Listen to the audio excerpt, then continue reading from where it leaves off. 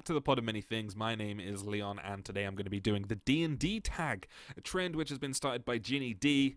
Addison's already done it on the channel. Now it's my turn to do it on the channel. As you can see, I'm wearing the wife's cloak. Getting on brand. Let's do this. We've got 15 questions, and I want to try and keep this as short as possible. Because 15, I could literally be here for hours talking about this, but let's just keep it brief and not waste your time. Alright, so question number 1.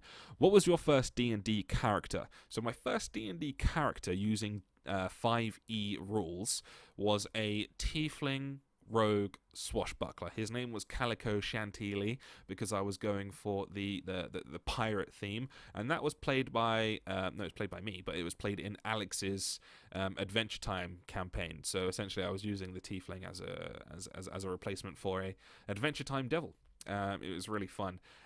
Still love playing rogue. Rogue's one of my favorite subclasses, and that was my very first class to play in D&D, and it still has a very soft spot in my heart. That's question number 1. Alright, question number 2. Which D&D class is your least favourite to play or do not want to play? The one that's my least favourite to play or not want to play. So one that I really don't want to play as a player. I'm mostly a DM these days, but the one that I don't want to play is Wizard. Reason for that is because when I am a player, or even when I'm a DM, I just don't like having to manage so many spells, you know? I'm the guy in the restaurant that will keep asking the waitress to give us another 5 minutes to look at the menu because I still haven't decided. So it's not that I dislike spells, it's just when there's so much choice, I find it very difficult to choose. So yeah, that's why I do not want to play a wizard. Same thing with sorcerer. I have had fun as a druid. They do have a lot of spells, but the only druid I've ever played is Moon Druid, and you know the whole job of a Moon Druid is to turn into something cool and just bite everybody. A wolf, a gorilla, whatever. Number 3, what spell would you most want to have in real life? Wish. But wish feels like a cheat, so what else could there be? I'm the guy that doesn't know much about spells, to be honest.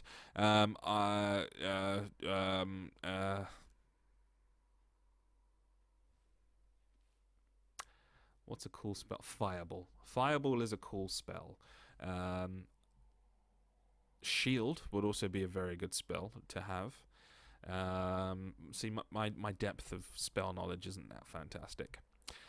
So, yeah, that's my answer for that one. Whatever I just said. Number 3, what D&D spell would you most want to have in... No, that's the one I've just done. Number 4, what's your favorite D&D monster? I really like the aberrations in D&D. You know, you've got the Beholders, you've got the Slards, you've got the Mind Flayers, but I think my most favourite monster is the Aboleth. They have a fantastic lore. These are things which used to be older than gods, that used to rule the universe before the gods even existed. So they're ancient and they're old and they're scary. They can turn people into thralls and have them do their bidding. Yeah, really do like an Aboleth.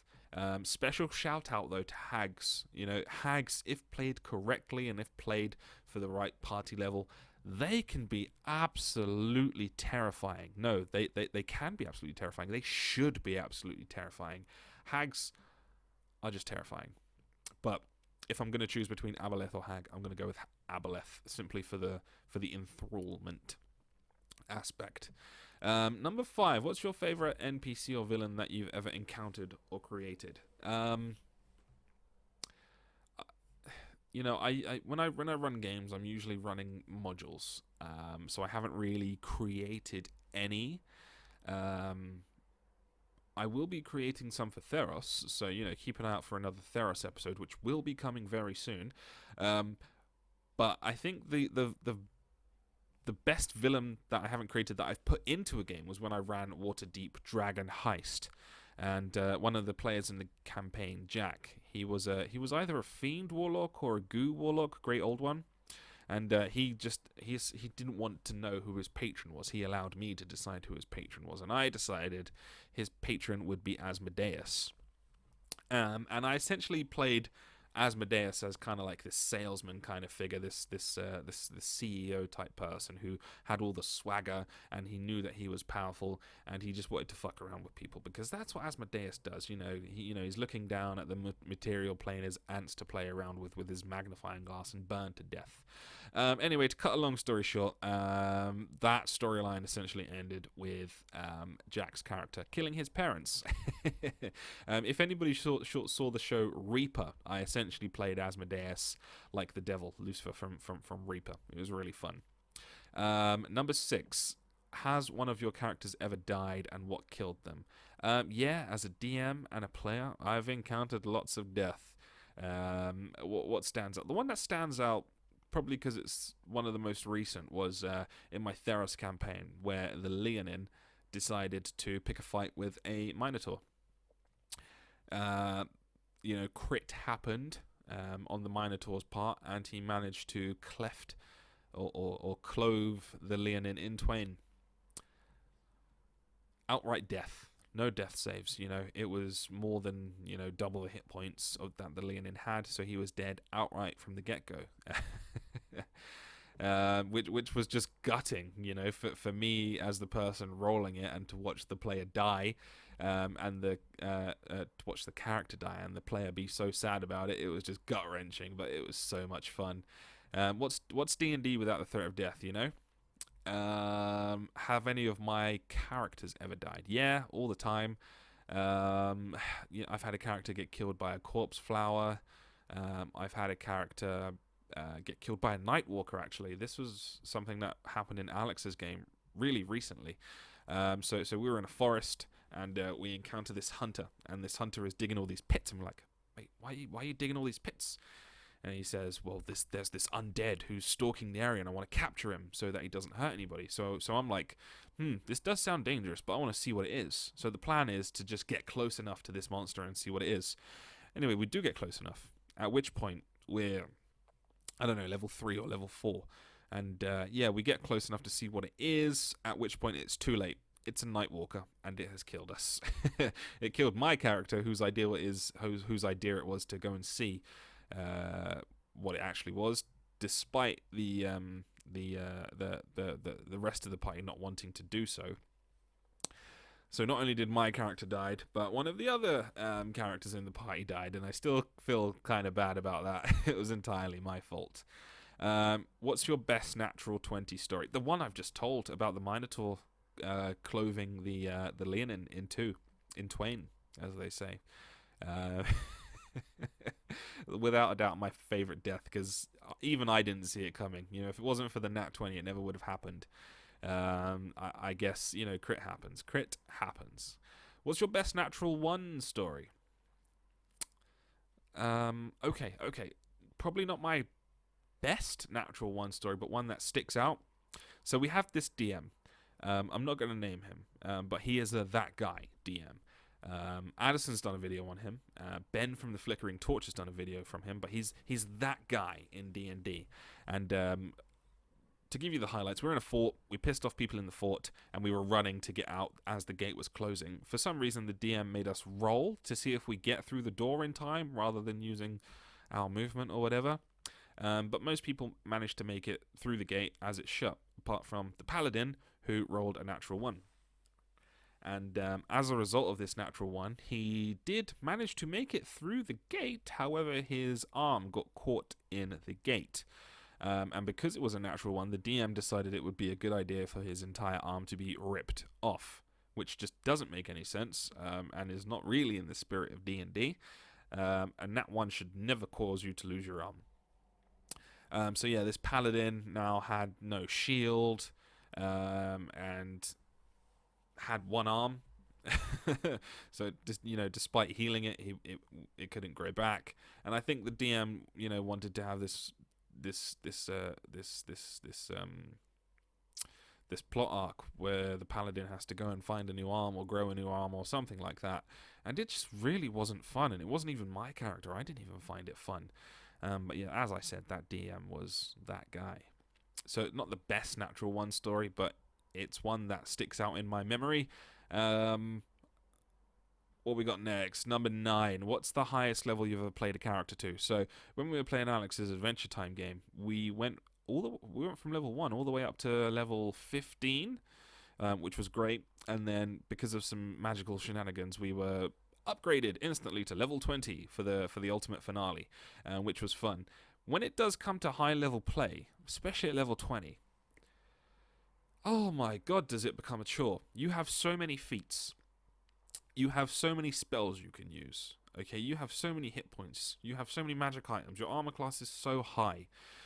It just becomes such a chore. If you're doing something that requires you to roll 20 dice, you then need to take 2-3 minutes to stop and count all of those 20 dice and then add all of your modifiers and all of your other status effects and whatnot. It just becomes such a chore to play as a player, and then as a DM, it just becomes a massive chore to run. I think level 20 is one of those things that, if you've started at level 1 and you've reached your way up there, it's fantastic. If you're running something at level 20 and you've created a level 20 character for that, it's just really not fun. I've done it a couple of times, and each time, I've gone in thinking, yeah, this is going to be amazing, this is going to be epic, and then by the end of it, it really hasn't been. It really hasn't been. It's just been a slog. It's been a grind and a slog. I really prefer, up to level 11, 12, I think, is where D&D really shines, when things really feel dangerous. If you can just wish something away, it's not really fun anymore, to be honest. Anyway, I'm complaining. I'm going off on a tangent. What's next? Your favorite magical item. Easy. Wand of Wonders. When I was running Curse of Strahd, we had a draconic bloodline sorcerer who found a magic item. I made a roll on the magic items table in the DMG, and she rolled a wand of wonders.